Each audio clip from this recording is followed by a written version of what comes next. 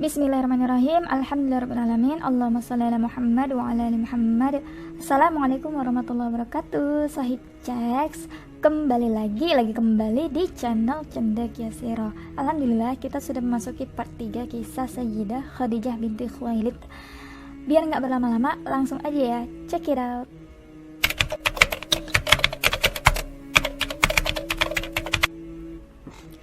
Setelah menikah dengan Rasulullah SAW, Khadijah radhiyallahu anha tidak lagi tertarik dengan perdagangan serta kesuksesan yang diraihnya. Ia fokus merawat Nabi Muhammad SAW dan anak-anaknya. Perdagangan diserahkan seutuhnya kepada Rasulullah SAW untuk mengurusnya. Muhammad begitu dicintai Khadijah, ketiga anaknya dan seluruh keluarganya. Bersama Muhammad, Khadijah radhiyallahu anha dikaruniai 6 orang anak yang sudah kita bahas di part-part sebelumnya, yaitu 2 putra, Qasim dan Abdullah, dan 4 putri, Zainab, Ruqayyah, Ummu Kulsum, dan Fatimah. Salma merupakan wanita yang membantu Khadijah radhiyallahu anha saat melahirkan semua anak-anaknya, dan Khadijah radhiyallahu anha telah menganggap dirinya sebagai anggota keluarga. Qasim merupakan putra pertama yang Nabi Muhammad segera dikenal dengan Abu Qasim. Namun sayangnya Qasim meninggal dunia di usia belia, yaitu sebelum mencapai usia 2 tahun. Ketika itu Zainab, putri pertama mereka, masih bayi. Kesedihan menyelimuti rumah tangga dan seluruh keluarga Khadijah. Hari-hari sulit itu pun membuat Khadijah dan Muhammad semakin dekat. Sang Al-Amin selalu menemani dan menghiburnya. Hingga peristiwa pengangkatan anak terjadi. Anak istimewa itu adalah seorang budak bernama Zaid bin Haritsah yang sudah kita bahas di part sebelumnya. Kemudian dikenal Zaid sebagai Zaid bin Muhammad. Setelah itu lahirlah 2 anak perempuan, Ruqayyah dan Ummu Kulsum. Lalu Fatimah lahir di masa menjelang kenabian, dan terakhir lahirlah seorang putra yang dinamai Abdullah. Namun bayi itu wafat pada usia yang lebih muda dari Qasim dan digantikan oleh keponakan Nabi Muhammad, yaitu Ali bin Abu Thalib yang tinggal bersama mereka ketika Nabi Muhammad berusia sekitar 35 tahun. Jadi ini teman-teman, di part sebelumnya itu dikatakan bahwa Fatimah lah anak paling kecil gitu, sedangkan di part ini dikatakan bahwa Abdullah adalah anak yang paling kecil. Nanti kita akan bahas ya teman-teman, karena ada perbedaan periwayatan gitu teman-teman. Khadijah radhiyallahu anha adalah wanita yang sangat mencintai Nabi. Beliau benar-benar membela suaminya dengan pembelaan yang luar biasa. Seluruh hartanya diberikan kepada suaminya untuk berdakwah. Inilah pentingnya kerjasama antara seorang yang berilmu dan seorang yang berharta dalam berdakwah. Dakwah sulit berjalan jika hanya mengandalkan ilmu tanpa disokong dari sisi dana. Sehingga inilah salah satu hikmah Allah menikahkan Nabi Muhammad SAW dengan Khadijah, saudagar yang kaya raya dan benar-benar mendukung dakwah Nabi secara totalitas. Selain Khadijah, Abu Bakar radhiyallahu anhu juga termasuk saudagar kaya raya yang ikut serta mendukung dakwah Nabi. Jadi ada 2 ya teman-teman yang benar-benar kaya raya gitu ya, mendukung dakwah Nabi di awal-awal, yaitu Abu Bakar dan Khadijah radhiyallahu anha.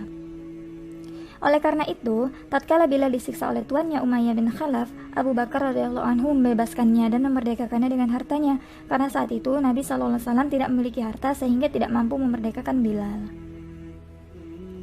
Khadijah radhiyallahu anha dan Rasulullah SAW hidup bersama selama 15 tahun sebelum beliau diangkat menjadi Rasul, dan 10 tahun sesudahnya. Dialah istri satu-satunya yang hidup paling lama dengan Rasul bila dibandingkan dengan istri-istri Rasul yang lain. Jadi totalnya 25 tahun. Oleh karena itu, tidak dapat dipungkiri bahwa Khadijah radhiyallahu anha sangat paham secara detail informasi tentang Rasulullah SAW. Namun realita yang ada, tidak banyak diketahui informasi-informasi terkait Rasulullah SAW melalui istri pertamanya. Jadi memang hampir tidak pernah kita dengar gitu ya teman-teman, ada hadis yang diriwayatkan oleh Khadijah.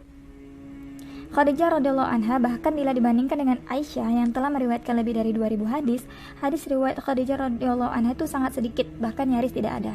Dan kalau kita pikir-pikir teman-teman, padahal Khadijah radhiyallahu anha ini tinggal bersama Rasulullah selama 25 tahun ya kan? Hal ini dikarenakan sedikitnya jumlah sahabat pada masa Nabi yang dapat bertemu dengan Khadijah radhiyallahu anha semasa hidup, sehingga berimbas pada sedikitnya hadis-hadis yang diperoleh darinya. Akan tetapi, sebenarnya Khadijah radhiyallahu anha pun turut berkontribusi dalam menyebarkan informasi Rasulullah. Hal ini tampak pada beberapa hadis riwayat Khadijah radhiyallahu anha yang penulis temukan di beberapa kitab hadis selain Al-Kutub Al-Tis'ah. Selain sebagai periwayat hadis, Khadijah radhiyallahu anha juga berperan sebagai objek periwayatan. Hal ini dibuktikan dengan adanya beberapa hadis yang mengisahkan tentang Khadijah radhiyallahu anha selama hidupnya maupun sesudah kematiannya. Di antaranya yaitu, ini artinya telah menceritakan kepada kami Abu Bakar bin Abi Syaibah dan Abu Quraib dari Ibnu Numair. Mereka berkata, telah menceritakan kepada kami Ibnu Fudail dari Umarah bin dari Abi Zur'ah. Dia berkata, aku mendengar Abu Hurairah berkata, pada suatu ketika Jibril telah datang kepada Rasulullah SAW sambil berkata, ya Rasulullah, ini dia Khadijah. Dia datang kepada engkau dengan membawa wadah berisi lauk pauk, baik itu makanan maupun. Oleh karena itu, apabila ia datang kepada engkau, maka sampaikanlah salam dari Allah Subhanahu wa Ta'ala dan dariku kepadanya. Selain itu, beritahu pula kepadanya bahwa rumahnya di surga terbuat dari emas dan perak, yang di sana tidak ada kebisingan dan kepayahan di dalamnya. Ini udah kita bahas juga di part 1 ya teman-teman hadisnya. Hadis kedua yang diriwayatkan mengenai Khadijah radhiyallahu anha, Sa'al bin Utsman menyampaikan kepada kami Hafs bin Giyas dari Hisham bin Urwah dari ayahnya bahwa Aisyah radhiyallahu anha dia berkata, aku tidak pernah merasa cemburu kepada istri Rasulullah SAW yang lain kecuali kepada Khadijah, padahal aku tidak pernah bertemu dengannya. Aisyah berkata, pada suatu hari ketika Rasulullah SAW menyembelih seekor kambing, beliau bersabda, berikanlah daging kambing kepada teman-teman Khadijah. Aku pernah membuat beliau marah. Aku berkata, Khadijah lagi. Lalu beliau menjawab, sungguh aku benar-benar dianugerahi cinta kepada Khadijah. Telah menyampaikan kepada kami Zubair bin Harb dan Abu Quraib dari Abu Muawiyah dari Hisham dengan lanjutan sanad seperti hadis sebelumnya. Matannya serupa dengan riwayat Abu Usamah, namun hanya sampai kisah seekor kambing, tidak ada tambahan setelah itu. Hadis riwayat Muslim.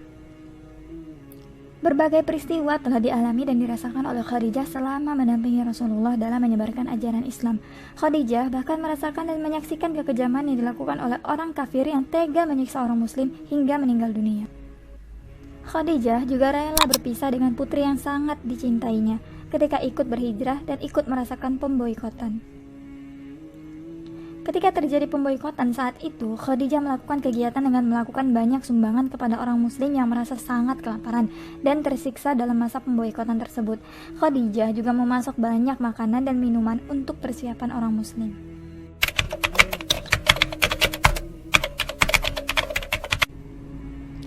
Allah Ta'ala menganugerahkan Ummul Mukminin Khadijah hati dan ruh yang suci dan cahaya keimanan, sehingga ia begitu siap ketika kebaikan datang menghampirinya. Di akhir usia 30-an, Muhammad sering bertafakur ke Gua Hira, sendiri maupun bersama istrinya Khadijah. Ia menjauhkan diri dari masyarakat dan kesibukan dunia. Muhammad mulai merasakan keanehan. Ia sering melihat dan mendengar hal yang membuatnya tak nyaman. Di saat seperti itu, Khadijah selalu menenangkan dengan mengucapkan kata-kata lembut. Allah Subhanahu wa Ta'ala menjadikan Muhammad Al-Amin As-Sadiq yang menyukai khalwat atau menyendiri.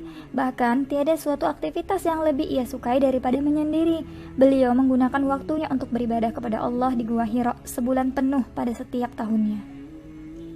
Beliau tinggal di dalamnya beberapa malam dengan bekal yang sedikit jauh dari perbuatan sia-sia yang dilakukan oleh orang-orang Mekkah, yakni menyembah berhala dan lain-lain. Sayyidah At-Tahirah Khadijah radhiyallahu anha tidak merasa tertekan dengan tindakan Muhammad yang terkadang harus berpisah jauh darinya. Tidak pula beliau mengusir kegalauannya dengan banyak pertanyaan maupun mengobrol yang tidak berguna. Bahkan beliau mencurahkan segala kemampuannya untuk membantu suaminya dengan cara menjaga dan menyelesaikan tugas yang harus dia kerjakan di rumah. Apabila beliau SAW pergi ke gua, kedua mata beliau senantiasa mengikuti suaminya terkasih dari jauh. Bahkan beliau juga menyuruh orang-orang untuk menjaga beliau tanpa mengganggu suaminya yang sedang menyendiri. Rasulullah SAW tinggal di dalam gua tersebut hingga batas waktu yang Allah kehendaki, dan peristiwa turunnya wahyu pertama pun terjadi, peristiwa yang membuat hati setiap orang beriman bergetar, peristiwa abadi yang tidak pernah bosan kita dengarkan. Bacalah dengan menyebut nama Tuhanmu yang menciptakan. Quran Surah Al-Alaq ayat 1. Nabi segera pulang dalam keadaan takut dan gemetar. Kemudian beliau bertemu dengan istrinya. Selimuti aku, kata Nabi. Khadijah menyelimutinya dengan penuh kasih sayang sampai rasa cemasnya sirna. Nabi berkata, Khadijah, apa yang terjadi padaku? Aku khawatir terjadi apa-apa pada diriku. Khadijah menanggapi dengan kalimat yang sangat berarti bagi psikis Nabi. Ia berkata, demi Allah, sesungguhnya Allah selamanya tidak akan pernah menghinakanmu. Demi Allah, sungguh engkau telah menyambung tali silaturahim, jujur dalam berkata, membantu orang yang tidak bisa mandiri, engkau menolong orang miskin, memuliakan menjamu tamu, dan menolong orang-orang yang terkena musibah. Begitulah kata Khadijah kepada Rasulullah untuk menenangkan Rasulullah. Namun, hal itu belum cukup bagi seorang istri yang cerdas dan bijaksana. Bahkan, beliau dengan segera pergi menemui putra pamannya yang bernama Waraqah bin Nawfal. Kemudian, beliau menceritakan perihal yang terjadi pada Muhammad SAW. Maka, tiada ucapan yang keluar dari mulutnya Waraqah selain perkataan, Kudus, Kudus, demi yang jiwa Waraqah ada di tangan. Jika apa yang engkau ceritakan kepadaku itu benar, maka sungguh telah datang kepadanya Namus Al-Kubro, sebagaimana yang telah datang kepada Musa dan Isa, dan Nuh alaihissalam secara langsung. Tatkala melihat kedatangan Nabi sekonyong-konyong, Waraqah berkata, demi yang jiwaku ada di tangannya, sesungguhnya engkau adalah Nabi bagi umat ini. Pastilah mereka akan mendustakan dirimu, menyakiti dirimu, mengusir dirimu, dan akan memerangi dirimu. Seandainya aku masih menemui hari itu, sungguh aku akan menolong din Allah. Kemudian ia mendekat kepada Nabi dan mencium ubun-ubunnya. Maka Nabi SAW bersabda, apakah mereka akan mengusirku? Waraqah menjawab, betul, tiada seorang pun yang membawa sebagaimana yang engkau bawa, melainkan pasti akan ada yang menentangnya. Kalau saja aku masih mendapatkan masa itu, kalau saja aku masih hidup. Tidak beberapa lama kemudian Waraqah wafat. Jadi Waraqah ini kalau misalnya masih hidup pada saat Rasulullah itu berdakwah gitu, dia akan membantu Rasulullah dengan semampunya gitu, sekuat tenaganya. Menjadi tenanglah jiwa Nabi SAW tatkala mendengar penuturan Waraqah, dan beliau mengetahui bahwa akan ada kendala-kendala di saat permulaan berdakwah, banyak rintangan dan beban.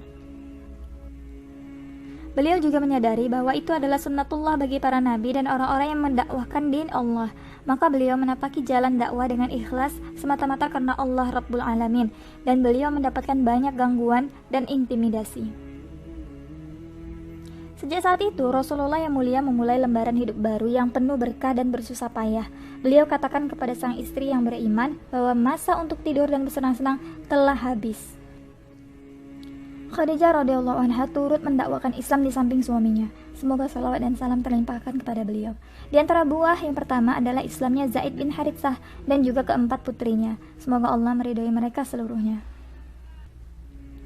Mulailah ujian yang keras menimpa kaum muslimin dengan berbagai macam bentuknya. Akan tetapi, Khadijah berdiri kokoh bak sebuah gunung yang tegar, kokoh dan kuat.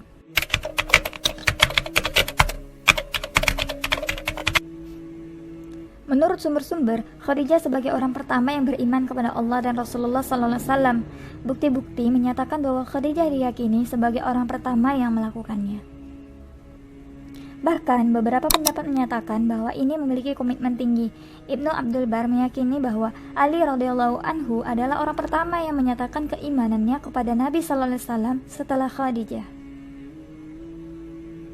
Begitu pula diisyaratkan tentang keterdahuluan Khadijah dan Ali radhiyallahu anhu dalam mendirikan sholat bersama Nabi SAW. Mereka dikenal sebagai orang Muslim pertama di dunia yang mendirikan sholat bersama Rasulullah SAW.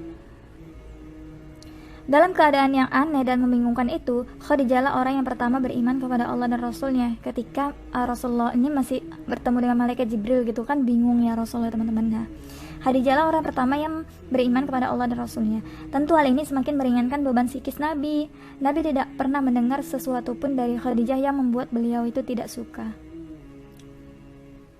Tidak mendustakannya dan membuatnya bersedih. Melalui wanita mulia ini, Allah telah berikan banyak jalan keluar dan kemudahan untuk beliau. Saat ia pulang mendakwakan risalahnya, Khadijah selalu membuat jiwanya kembali teguh dan bersemangat, meringankan dan membenarkannya di saat orang-orang mendustakannya. Hal itu membuat Khadijah selalu setia mendampingi suaminya, mendukungnya.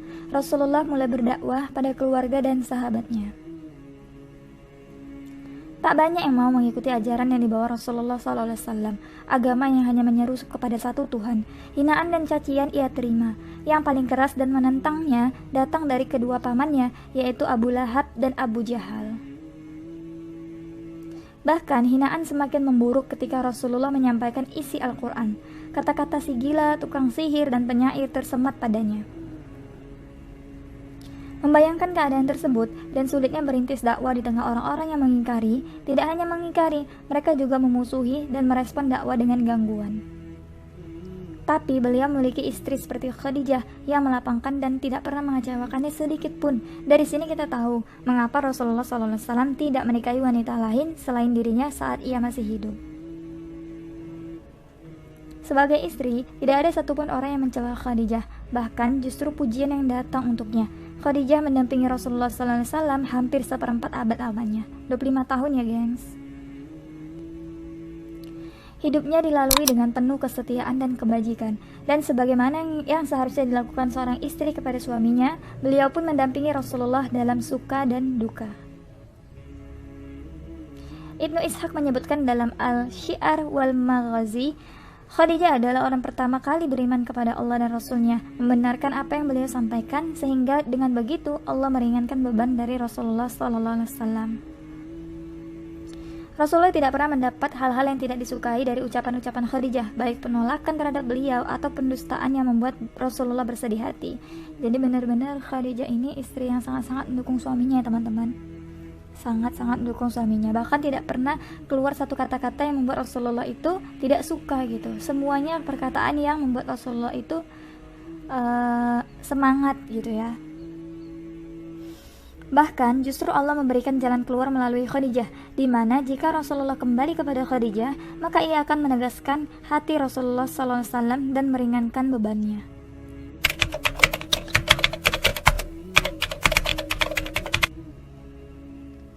Semua sumber-sumber sejarah yang menceritakan biografi Khadijah pasti menukilkan bahwa beliau adalah wanita yang cerdas.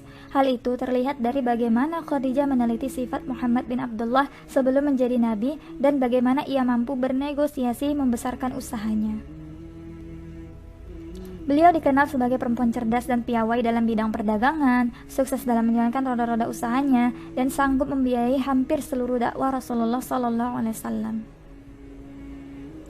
Kecerdasan yang lain adalah saat ia ingin menikah dengan Nabi. Ia memilih seorang utusan bernama Nafisah bin Maniyah. Wanita ini ia pilih dan tugaskan meneliti Nabi Muhammad setelah pulang dari Syam. Setelah menikah, kembali Khadijah memberi keteladanan dalam kematangan akal dan pikiran. Ia tidak panik tatkala suaminya dalam kebingungan menerima wahyu pertama. Ia jawab dengan yakin bahwa Allah tidak akan menghinakan suaminya. Jawaban itu ia kuatkan dengan alasan-alasan sehingga sang suami benar-benar merasa tenang. Tidak cukup sampai di situ, ia bawa suaminya ke Waraqah agar semakin tenang dengan peristiwa ajaib yang tengah terjadi. Perhatikanlah tahapan-tahapan Khadijah dalam menenangkan suaminya dalam menerima wahyu. Pasti semakin tampak kecerdasan dan kematangan jiwanya. Masya Allah, benar-benar benar ya teman-teman. Karena memang luar biasa ya Khadijah itu ketika Rasulullah datang dengan panik, itu bukan langsung nanyain, Rasulullah kamu dari mana? Suamiku kamu dari mana gitu kan? Enggak, tapi langsung ditenangkan oleh Khadijah. Kemudian Khadijah ini mengatakan hal-hal yang membuat Rasulullah itu bisa tenang gitu ya. Masya Allah.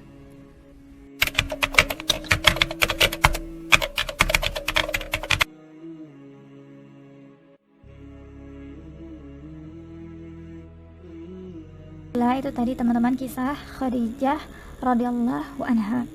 Ini adalah beberapa sumber artikel ya teman-teman yang saya kutip gitu ya, atau saya ambil tulisannya juga teman-teman. Itu dari Salam UI ACID, newsdetik.com, kisahmuslim.com, muslimanews.com, brilio.net, manyokya1.sch.id, darunnajah.com, muslim, okezon.com, dakwatuna.com, blog mza, blog.blogspot.com, rumaisya.com, almanhaj.org.id, muslimah.org.id, firanda.com, republika.co.id, kalamsod.sindonews.com, kumparan.com. Adapun sumber buku, yang pertama itu ada Khadijah ketika rahasia mim tersinggung, kemudian revisi politik perempuan, Ar-Rahiqul Maktum, The Woman of Madinah, Muhammad, kisah hidup Nabi berdasar sumber klasik. Teladan agung wanita mukminah. Mereka adalah para sahabiat. Mulut yang terkunci, 50 kisah haru para sahabat Nabi. Sirah Nabawiyah, tangga tanpa problema. Sirah Nabawiyah Ibnu Hisham. Tarikh At-Tabari, Imam At-Tabari. Kitab Al-Isabah, biografi para sahabat. Syiar A'lamun Nubala, Imam Az-Zahabi. Bidayah wa Nihayah, karya Ibnu Katsir. Wanita-wanita kebanggaan Islam, karya Umar Ahmad Ar-Rawi. Dari Puncak Baghdad, karya Tamim Ansari. Al-Minhaj Syarh Sahih Muslim, karya Imam An-Nawawi. Fathul Bari, Ibnu Hajar Al-Asqalani. Sirah As-Sahihah, karya Dr. Akram Dia Al-Umari. Tarikh Muhammad SAW, teladan perilaku umat, karya Tahiyah Al-Ismail. Lebih sukses berdagang ala Khadijah dan Abdurrahman bin Auf, karya Ahmad Ashraf Fitri. Nah, ini sumber PDF atau penelitian. Yang pertama adalah kontribusi Khadijah radhiyallahu anha dalam periwayatan hadis, dan yang kedua adalah skripsi Siti Khadijah Ummul Mukminin, biografi dan peran dalam mendampingi Rasulullah, oleh Syarifatul Munawwarah dari UIN Alauddin Makassar. Jazakumullah khairan katsiran kepada semua teman-teman yang udah saya ambil gitu ya tulisan-tulisannya. Semoga menjadi amal jariah dan semoga bermanfaat gitu untuk kita semua. Oke teman-teman, sekian, wallahu a'lam bishawab. Jazakumullah khairan katsiran telah menonton. Silakan nanti simak kisah Khadijah radhiyallahu anha di part berikutnya. Terima kasih. Wassalamualaikum warahmatullahi wabarakatuh.